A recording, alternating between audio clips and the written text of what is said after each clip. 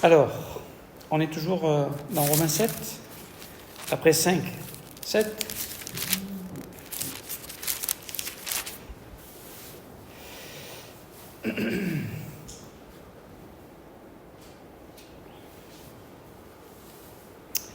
Donc on a parlé les premiers versets de Romains 7, on a fait les 6 premiers versets, et on va essayer d'aller un petit peu plus loin encore ce soir. Seigneur, merci de conduire mon propos et de me donner d'être concis, précis, et de nous permettre de saisir l'œuvre de grâce que tu nous offres, à laquelle tu nous invites. Merci pour cette paix, merci pour cette espérance, merci pour ta présence avec nous dans chaque saison de nos vies, et peut-être encore plus dans les moments difficiles, là où on a l'impression qu'on est abandonné. En fait, tu es bien présent et tu es à l'œuvre, Seigneur, et nous avons cette assurance que tu l'as fait et tu vas le faire encore, Seigneur. Merci pour ta fidélité et merci d'ouvrir ta parole encore à nos cœurs, à notre esprit, par le Saint-Esprit. Seigneur, nous te le demandons, nous avons besoin de ton aide, au nom de Jésus. Amen. Donc, qu'est-ce qu'on peut dire ? On va le lire petit à petit, en tout cas. Paul parle à des gens qui ont une connaissance de la loi. En fait, on a tous plus ou moins une connaissance de la loi. Nous vivons tous sous une loi. En tant que Français, on vit sous la loi française. Donc, on peut l'enfreindre, et quelquefois on l'enfreint, on n'est pas toujours pris, mais quand on est pris, on risque une amende, une condamnation, voire même peut-être la prison. Plus la peine de mort, puisqu'elle a été abolie dans notre pays, mais dans certains pays, ça existe encore. Donc la loi, en fait, a une fonction restrictive. Elle nous régit afin qu'on puisse vivre ensemble. Imaginez que on dise maintenant on peut conduire comme on veut, sans code de la route, sans loi de la route. Chacun fait comme il le sent, comme il a envie, comme ça lui plaît. Je pense qu'on hésiterait avant de prendre la route. On hésiterait avant de prendre la route. Déjà qu'on hésite, je pense qu'on hésiterait vraiment. Donc c'est ce qui est dit au verset 1. « Heureux-vous, frères, car je parle à des gens qui connaissent la loi, que la loi exerce son pouvoir sur l'homme aussi longtemps qu'il vit. » Donc on est tous sous une loi. Et en tant que, s'il y a un créateur, en tant que créature, on est sous la loi de Dieu. Qu'on le veuille ou qu'on ne le veuille pas. Je veux dire, moi je ne veux pas être sous la loi française. Oui, mais alors va dans un autre pays, mais tu seras sous une autre loi. Quelque part. Et là, en tant que créature, tu es sous la loi de Dieu.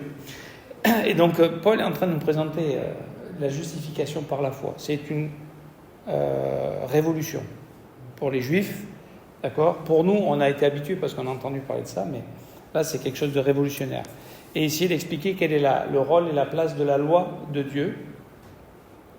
Alors, certains ont peut-être, il essaye d'y répondre plusieurs fois d'ailleurs, parce que c'est comme une diatribe, c'est-à-dire que c'est comme s'il prêchait à des gens, et puis il entend une question et il répond lui-même, il pose la question et il répond à la question.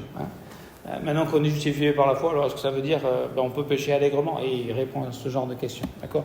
Donc, certains ont pensé que Paul était antinomien, c'est-à-dire nomos c'est la loi, il était contre la loi.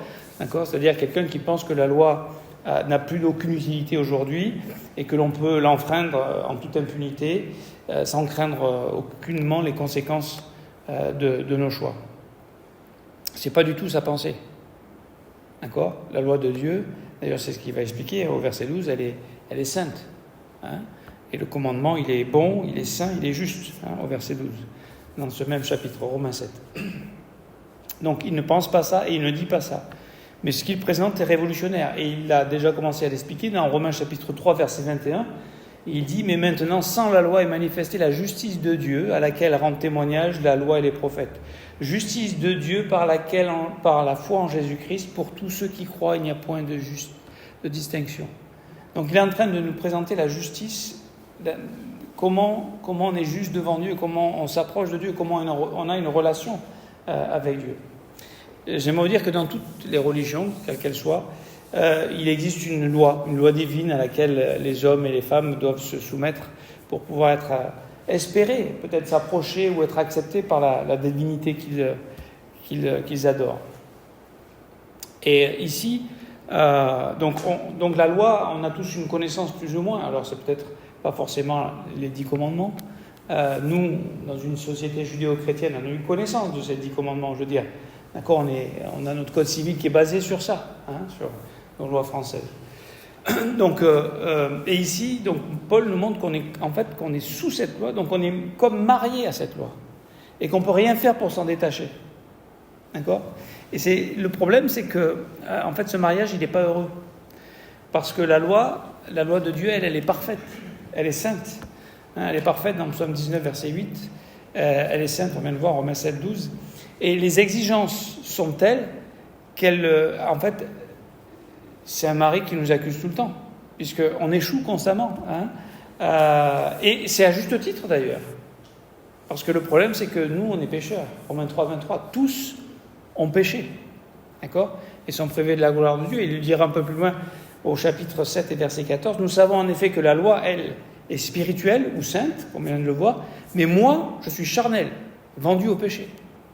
Donc, le problème, c'est pas la loi. Le problème, c'est moi. Et le péché qui est en moi.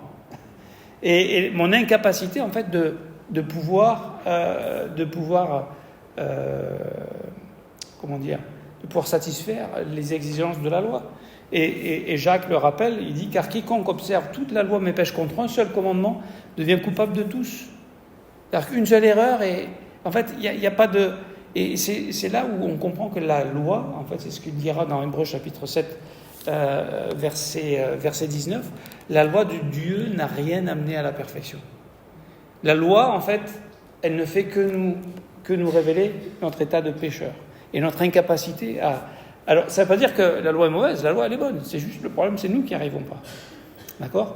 Mais on est quand même liés, on est mariés. Et comment nous séparer ? Comment nous délivrer de ce lien qui fait qu'on a des comptes à rendre à Dieu tous ? Eh bien, Dieu a choisi de nous délivrer par l'œuvre de Christ. D'accord ? Christ va accomplir les exigences de la loi à notre place. Et lui, en même temps, va prendre la pénalité de nos péchés et les payer par sa propre vie en recevant la pénalité, la mort. D'accord ? Mais ce Christ est ressuscité. D'accord ? Et c'est sa victoire sur la mort, sur le péché. Et nous, par la foi, quand on s'identifie à Christ, eh bien, en fait, c'est ce qu'il explique au chapitre précédent, cette identification à Christ, c'est comme si on était mort avec lui. Alors, on est toujours bien vivant, mais devant Dieu, on est comme mort avec Jésus-Christ. Et quelque part, la loi, maintenant, n'a plus rien à dire avec moi. N'a plus rien à me demander puisque je suis mort. Et que de toute façon, en Christ, elle a été satisfaite, elle a été accomplie. Donc c'est ce que Dieu a prévu pour nous délivrer de ce mariage qui nous amenait droit vers une impasse et qui nous donnait une vie terrible. Parce que tout le temps dans la culpabilité, tout le temps dans l'échec, tout le temps dans la condamnation, c'est ce qui nous attendait. Mais alors, il nous libère de ce premier mariage, mais pas pour nous laisser dans la nature, dans les champs, et non, il nous libère et tout de suite, pourquoi ? C'est la grâce qui fait ça, pour nous marier à la grâce, à Jésus-Christ. Il ne nous abandonne pas, on n'est pas livré à nous-mêmes. Mais maintenant, on est dans une autre relation avec Dieu. C'est plus une relation qui était basée sur la loi qu'on n'arrive pas à accomplir. Maintenant, on est carrément marié à Christ, dans ce Christ ressuscité. Alors, le verset 5 est intéressant. Donc ça, on vient de le voir, le verset 4. De même, mes frères, vous aussi, vous avez été, par le corps de Christ, mis à mort en ce qui concerne la loi. Donc on a été délivrés de ce lien qui nous tenait à l'exigence de devoir satisfaire les exigences de la loi. On n'est plus sous ce poids. Et c'est tellement important, et j'espère que vous allez comprendre ce soir ce que je vais vous dire. Maintenant, pour que vous apparteniez à un autre. Donc maintenant, on appartient à un autre. D'accord ? À celui qui est ressuscité des morts. Et pourquoi ? Pour qu'on puisse porter des fruits pour Dieu. Donc maintenant, la loi, est-ce qu'elle nous permet de porter des fruits ? Il explique au verset 5. Car lorsque nous étions dans la chair, donc les passions, notre chair, notre ancienne nature, les passions des péchés provoquées par la loi. Alors la loi, elle a cette caractéristique, en fait, qu'elle est la puissance du péché. C'est-à-dire que dès qu'on sait qu'il ne faut pas faire quelque chose, on a envie de le faire. Donc dès qu'il y a un commandement, on a envie d'aller contre. C'est naturel, c'est humain, c'est nous. Mais qu'est-ce qu'elle produisait quand elle agissait dans nos membres, de sorte que nous portions des fruits pour la mort? Pourquoi ? Parce que là, on n'accomplissait pas la loi. Et si on n'accomplissait pas la loi, ben forcément, c'est le péché. C'est les passions, c'est la méchanceté, c'est tout ce qu'on voit aujourd'hui. Vous ouvrez votre écran de télé, vous avez un rapide coup d'œil de ce qui est la nature humaine, le cœur de l'homme. Donc, et en fait, ce que Paul est en train de montrer, c'est parce que c'est cette tendance qu'on a tous dans tout le système religieux des hommes, c'est qu'en fait, on pense qu'en se soumettant à la loi de Dieu et en essayant de faire des efforts, même des gros efforts, même de faire encore plus d'efforts, même encore plus de discipline, c'est comme ça qu'on va arriver jusqu'à Dieu. Ça, c'est le monde religieux, ça, c'est le monde de l'homme, de l'énergie, d'accord ? Et il est en train de montrer que la loi et les œuvres de la loi, c'est le légalisme, d'accord ? Ne sont pas les moyens pour nous approcher de Dieu. Parce que ça nous conduit simplement, en fait, à être des pharisiens, des hypocrites, des sépulcres blanchis, qui peuvent donner l'apparence d'une forme de piété, mais qui n'en ont pas la puissance, qui n'ont pas la vie, qui n'ont pas la présence de Dieu avec eux, qui n'ont pas la communion. Et la question, c'est comment on s'approche de Dieu et quelle est la place de la loi dans tout ça aujourd'hui, maintenant qu'on est marié à Jésus-Christ. Parce que la triste réalité, c'est que les gens ont été piégés avec ce système de la loi, en pensant qu'en faisant des efforts, et encore plus d'efforts, et encore plus de sacrifices, et encore plus de discipline, et encore plus de prières, et encore faire ceci, et encore faire cela, ça y est, maintenant on plaît à Dieu, et Dieu nous accepte, et Dieu nous rend justes, et Dieu nous justifie. Ça, c'est la religion, d'accord ? Et malheureusement, dans certains christianismes, et au tout début de l'Église, le livre des Galates, c'est quoi ? C'est qu'ils voulaient rajouter quelque chose. Ils voulaient pas juste être justifiés par la foi, il fallait qu'on fasse quelque chose. La circoncision, ou faire ceci, ou faire cela. D'accord ? Toujours, l'homme veut faire quelque chose pour plaire à Dieu et pour recevoir l'approbation de Dieu. Et l'approbation de Dieu, vous savez d'où elle vient ? De Jésus-Christ. En Jésus-Christ, je suis approuvé, je suis aimé, je suis accepté. Donc on disait tout à l'heure, la loi n'a rien amené à la perfection. Hébreux 7, 19, je vous lis le verset, car la loi n'a rien amené à la perfection. Rien amené à la perfection. Pourquoi ? Parce qu'il a fallu, pendant tout ce régime de la loi, il y avait toujours un souverain sacrificateur et des sacrifices à faire. Vous savez qu'on ne fait plus de sacrifices aujourd'hui, nous ? C'est intéressant, ça. On ne fait plus de sacrifices aujourd'hui. Il n'y a plus besoin de nouveaux sacrificateurs qui nous représentent devant Dieu ou qui soient notre intermédiaire devant Dieu. Parce qu'on a le sacrifice, on a le sacrificateur qui est mort et ressuscité, qui vit éternellement et qui n'a pas besoin d'être remplacé et on n'a pas besoin de rajouter à ça. Alors, la loi, qu'est-ce qu'elle a fait ? Elle nous a fait connaître le péché. Verset 7, que dirons-nous donc ? La loi est-elle péché ? Loin de là, mais je n'ai connu le péché que par la loi. Car je n'aurais pas connu la convoitise si la loi nous dit « tu ne convoiteras point ». Donc tant qu'il n'y avait pas de loi, on pouvait... Alors la loi était donnée pour nous montrer qu'on était pécheurs. D'accord ? Et que ce n'était pas par ce moyen-là d'essayer de ne plus être pécheur qu'on allait arriver à Dieu. La loi même, elle attise le péché. D'accord ? Notre vieille nature pécheresse, elle nous pousse à pécher. C'est la puissance du péché, 1 Corinthiens 15, 56. On voit ça au verset 8, verset 11, verset 13. La loi, en fait, nous conduit invariablement à une vie d'hypocrites religieux, méchants. Les pharisiens. Elles sont un exemple. Mais c'est facile de pointer du doigt les pharisiens, mais attention, il y a en nous tous un cœur de pharisien quelque part, de religieux, d'hypocrite. De celui qui joue l'apparence du chrétien. Matthieu 23, 27, « Malheur à vous, scribes et pharisiens, hypocrites, parce que vous ressemblez à des sépulcres blanchis qui paraissent beaux au dehors et qui au dedans sont pleins d'ossements de mort et de toute espèce d'impureté. Et c'est eux qui ont amené le Christ à être crucifié. D'accord ? Ces soi-disant religieux, hommes sages, qui connaissaient la Bible, la Torah, leur Torah. Alors, maintenant, on va s'arrêter sur 2 versets, versets 5 et 6, et puis on enchaînera. Car lorsque nous étions dans la chair, les passions des péchés provoqués par la loi agissaient dans nos membres de sorte que nous portions des fruits pour la mort. Ce qui est intéressant, et ce que je veux souligner là, c'est le temps. Il est dit, nous étions dans la chair. C'est un passé. C'est un temps, c'est une situation passée pour nous, qui avons cru en Jésus-Christ. D'accord ? Et le verset 6, d'ailleurs, c'est « Mais maintenant, nous avons été dégagés de la loi. » Donc il y avait avant et maintenant. Qu'est-ce qui s'est passé ? L'œuvre de Christ. Et ma décision de croire en Jésus-Christ. Et il y a une transformation invisible, spirituelle, qui fait que maintenant, je suis passé de perdu à sauvé, de pécheur à enfant de Dieu, qu'est-ce qu'on pourrait dire ?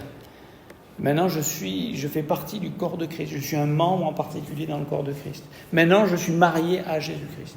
Maintenant, je fais partie de l'épouse de Christ. Vous allez me dire, oui, mais ça fait quoi comme différence ? Je suis toujours capable de pécher. Oui, le chrétien est toujours capable de pécher. Mais il n'est peut-être plus obligé de pécher, alors qu'avant, il était prisonnier du péché. D'ailleurs, ce qui est intéressant, c'est dans le chapitre 6 de Romains, on a été délivré de l'esclavage du péché. Et là, dans ce chapitre-là, et c'est très important de le comprendre, on est aussi délivré de l'emprise de la loi.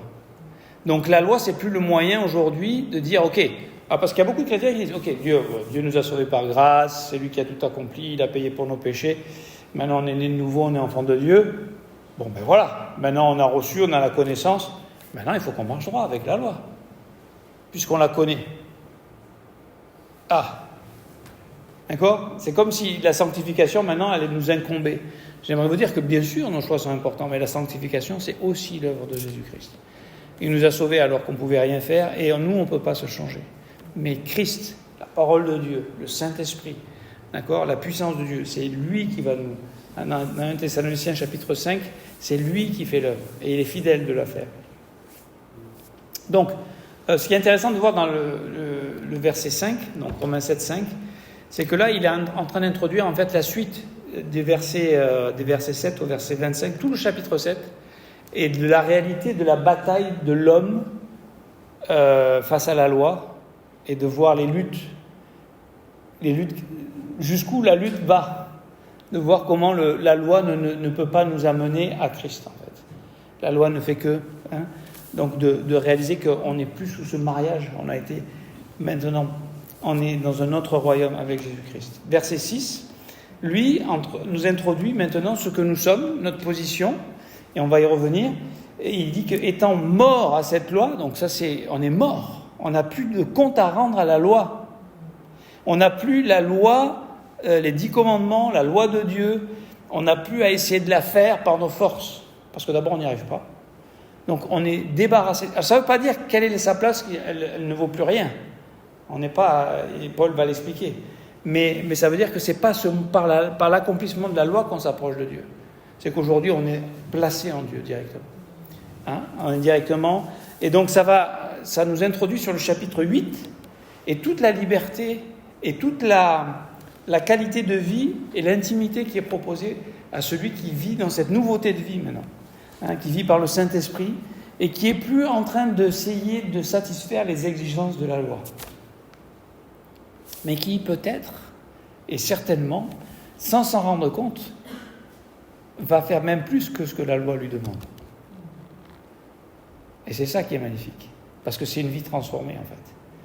Et c'est plus la loi elle est bonne. Donc Dieu, c'est pas, il nous a donné alors Dieu nous donne la loi, puis on voit on devrait prendre conscience, mais j'y arrive pas. Comment je vais faire ? Eh bien, je vais m'attacher à Christ, à la grâce de Christ, à l'amour de Christ, et lui en moi va m'aider à vivre dans une vie de piété, dans une vie où la loi, elle m'écrase plus. Elle devient ma nature, elle est écrite dans mon cœur. Et j'ai envie de la vivre. D'accord ? Alors qu'avant, c'est elle qui me poussait à faire le contraire. Donc ça, ces deux versets vont en fait introduire et le chapitre 7, la suite du chapitre 7, et le chapitre 8. C'est intéressant de voir ces deux sortes de vie, celui qui vit par la loi, dans la chair, et celui qui vit par l'esprit, et la victoire qu'il a, et le triomphe, et la qualité de vie qu'il a. Et ça devrait nous émerveiller, on devrait s'émerveiller de cette grâce qui nous est offerte, de réaliser qu'on est accepté sans autre condition que notre foi. On n'a rien réussi, on n'a pas performé, on n'a pas effacé nos péchés, on ne peut pas le faire d'ailleurs, mais de voir comment Jésus-Christ s'est rendu accessible à nous. Il nous invite à venir à lui tel que nous sommes, parce qu'il nous invite à trouver le repos de la foi, le repos de l'œuvre accomplie, le repos de son amour, le repos de... L'homme est dans la crainte de la mort et donc il essaye d'atteindre ce lieu où il n'aura plus cette crainte de la mort. Mais nous, quand on est en Jésus-Christ, on n'a plus la crainte de la mort. Et on va le voir parce qu'on est dans une nouvelle position. Dieu nous offre une nouvelle position et ça change beaucoup de choses. Donc, ça, on fera la prochaine fois. Voici notre position.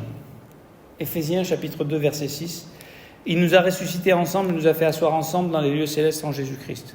Ça, il faut comprendre. Là, on a une réalité, on vit sur cette terre, on pêche encore, on échoue, on tombe. Mais nous sommes enfants de Dieu. Nous sommes membres, on a été baptisés dans le corps de Christ, 1 Corinthiens 12, 13, d'accord, par le Saint-Esprit. On appartient, on a changé de royaume, Colossiens 13. On est dans le royaume du Fils de son amour. On lui appartient. Okay. C'est notre position, on est assis avec lui dans les lieux célestes. C'est une position, on n'a rien fait pour ça. On n'a pas mérité ça. On l'a reçu par grâce. C'est Christ qui a fait l'œuvre. Nous, on n'a fait que croire et l'accepter. Et cette position, c'est afin de montrer dans les siècles à venir l'infinie richesse de sa grâce par sa bonté envers nous en Jésus-Christ. Et j'aimerais vous dire que nous avons un Dieu qui est infiniment bon et gracieux. Et c'est ça qui change. C'est pas un Dieu qu'on sert avec crainte et je vais pas y arriver, je suis pas au niveau, personne n'est au niveau standard. Mais c'est un Dieu maintenant qu'on sert parce qu'il nous a tout donné, parce qu'il nous a tout offert. Alors, ça c'est notre position. Ensuite, voici ce mariage, cette nouvelle position, cette introduction d'être marié à Jésus-Christ ressuscité, ça nous offre une assurance. Et cette assurance, on peut voir dans Hébreux chapitre 10, je vous lis 2 versets 10 et 14. Il est écrit « C'est en vertu de cette volonté que nous sommes sanctifiés par l'offrande du corps de Jésus-Christ. » Comment on a été mis à part, comment on est devenu saint, comment on est devenu juste aux yeux de Dieu, par l'offrande du corps de Jésus-Christ. Et le verset ne s'arrête pas là. Il y a encore 4 mots. Il est dit une fois pour toutes. On a été sanctifiés une fois pour toutes. C'est pas on est sanctifié, mais si on échoue, si on réussit pas, on va perdre notre privilège, on va être rejeté. On a été sanctifiés. Et c'est par l'œuvre de Jésus-Christ. Et c'est une fois pour toutes. Et le verset 14 confirme ça. Car par une seule offrande, c'est pour ça qu'on n'offre plus de sacrifices aujourd'hui. L'agneau de Dieu s'est offert une seule fois. Ça suffisait pour payer les péchés du monde entier. Car par une seule offrande, il a amené à la perfection. La perfection. Et je suis parfait. Vous êtes parfait. Nous sommes parfaits. En Christ. C'est notre position. On est en lui maintenant. On est mariés à lui. D'accord ? Il a amené à la perfection pour toujours ceux qui sont sanctifiés. Donc on est sanctifiés. On a été mis à part. Et c'est pour toujours. Et c'est une fois pour toutes. Et on est rendu parfait. C'est merveilleux. Donc ça veut dire que ce que la loi nous poussait à faire pour essayer d'obtenir ce Graal de la sainteté, de la communion avec Dieu, on l'a reçu déjà. Donc on ne va pas utiliser la loi pour essayer d'obtenir quelque chose qu'on a déjà. N'est-ce pas ? Donc ça, c'est notre assurance, notre position. Notre assurance, c'est qu'on a été sanctifié. Notre sécurité, c'est l'amour que Dieu nous témoigne. D'accord ? Et par exemple, il est dit qu'on est l'épouse de Christ. Et dans Éphésiens chapitre 5, verset 25, il est dit « Marie, aimez vos femmes comme Christ a aimé l'Église et s'est livré lui-même pour elle. » Il n'y avait pas de plus grand amour que de donner sa vie pour nous, et c'est ce qu'il a fait. Et il nous témoigne cet amour. Il nous témoigne, donc, on est l'épouse, verset 26, afin de la sanctifier par la parole. Donc ça, c'est la sanctification progressive, mais notre position, on est déjà saint. Devant Dieu, on est déjà enfant de Dieu, on est déjà saint. C'est accompli. Maintenant, on a un chemin à faire, et oui, on va avoir des hauts, des bas, des épreuves, des chutes, des échecs. On va échouer souvent, mais la grâce de Dieu va sans cesse nous ramener vers quoi ? Vers Jésus-Christ, vers notre mari, vers son œuvre, vers son sacrifice, vers la sanctification qu'il a opérée et qu'il est en train d'opérer dans nos vies. Notre sécurité, c'est son amour. C'est cette assurance, et c'est la conclusion du chapitre 8, les derniers versets, que rien ne pourra nous séparer de l'amour de Dieu. C'est-à-dire, quand on a une telle assurance, quand on a une telle sécurité, quand on a une telle position, nous avons... En fait, on n'a plus besoin... Et ça, c'est la liberté. Je veux dire, cette liberté que Dieu nous offre, c'est qu'on n'a plus besoin d'essayer de performer pour communier avec notre Dieu. On a un trône de grâce. Hébreux 4,16. Et il nous invite avec hardiesse de nous présenter et de venir se présenter devant lui. Par la foi. Et on présente l'œuvre de Jésus-Christ. On n'a rien d'autre à présenter. On ne présente pas les œuvres de la loi, nos œuvres de la loi. C'est ce que les gens présentaient avant. Mais nous, on présente l'œuvre de Jésus-Christ. Allez, encore 3 minutes et on arrive bientôt au bout. J'aimerais vous parler de cette condition de vie que nous avons aujourd'hui. Et pour ça, je vais vous lire une histoire dans un livre que je lis, qui est un commentaire de Romains, j'ai trouvé intéressant, de Brad Dixon. Et je vous lis ce qu'il a écrit pour finaliser ce que j'essaie de vous communiquer ce soir. Une femme menait une vie pénible à cause de la dureté des exigences de son époux. Chaque matin, il lui dressait une liste de tâches à accomplir dans la journée. Et là, on va pas lister tout ce qu'il lui demandait, mais repassage, courses, préparer le repas, enfin, tout ce qu'on peut, tout ce qu'une épouse doit faire. Elle s'efforçait de lui plaire, mais n'arrivait jamais à se conformer parfaitement à ses desiderata. Elle vivait alors dans la crainte de subir un nouvel excès de colère. Or, il arriva que son mari meure et qu'elle en prenne un autre. Cette nouvelle relation fut radicalement différente de celle du premier mariage. Son second mari l'encourageait beaucoup, était indulgent envers elle et lui laissait une plus grande liberté. Plusieurs années plus tard, en faisant le ménage dans le grenier, elle trouva un vieux papier chiffonné. En l'ouvrant, une vague d'émotion l'envahit. Elle venait de tomber sur une des vieilles listes que lui dressait auparavant son premier mari. Après s'être calmée, elle se fit la remarque avec étonnement.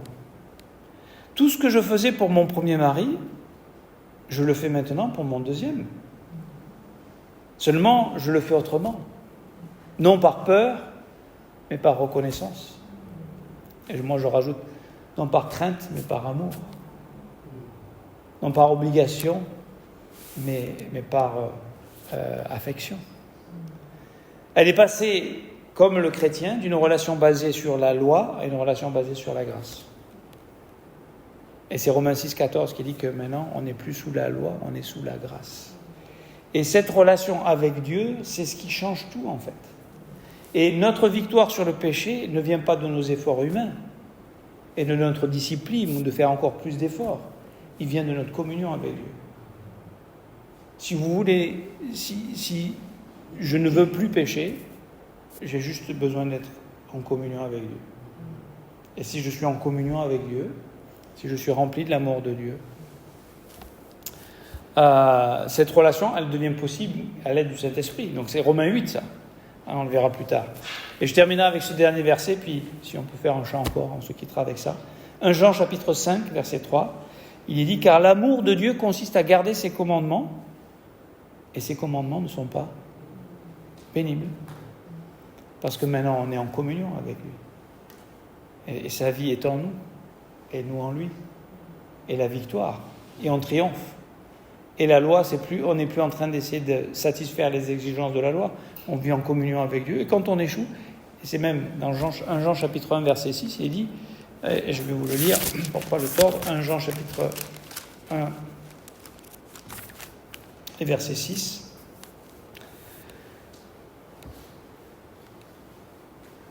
Verset 7, pardon. Mais si nous marchons dans la lumière, comme il est lui-même dans la lumière, c'est-à-dire si on marche en communion avec Jésus-Christ, comme il est lui-même dans la lumière, nous sommes mutuellement en communion, et le sang de Jésus, son Fils, nous purifie de tout péché. Est-ce que ça veut dire qu'on a atteint la perfection? Et ça veut dire qu'on n'échoue jamais face à la loi de Dieu? Mais le sang de Christ nous purifie de tout péché. Et on reste en communion avec Dieu. Donc notre position aujourd'hui, c'est d'être en communion avec Dieu. Là où on doit faire attention, c'est d'être attentif au Saint-Esprit et à notre communion avec le Saint-Esprit. Et je crois que la communion fraternelle dans l'Église est un thermomètre pour nous permettre de savoir si je ne suis pas subjectif dans ma communion seule avec le Saint-Esprit. Si je suis en communion avec les frères qui sont en communion avec le Saint-Esprit, ça me permet de savoir où j'en suis. Si j'ai du mal à avoir la communion avec les frères, c'est peut-être que ma communion avec le Saint-Esprit, elle est très subjective et elle n'est pas dans la lumière.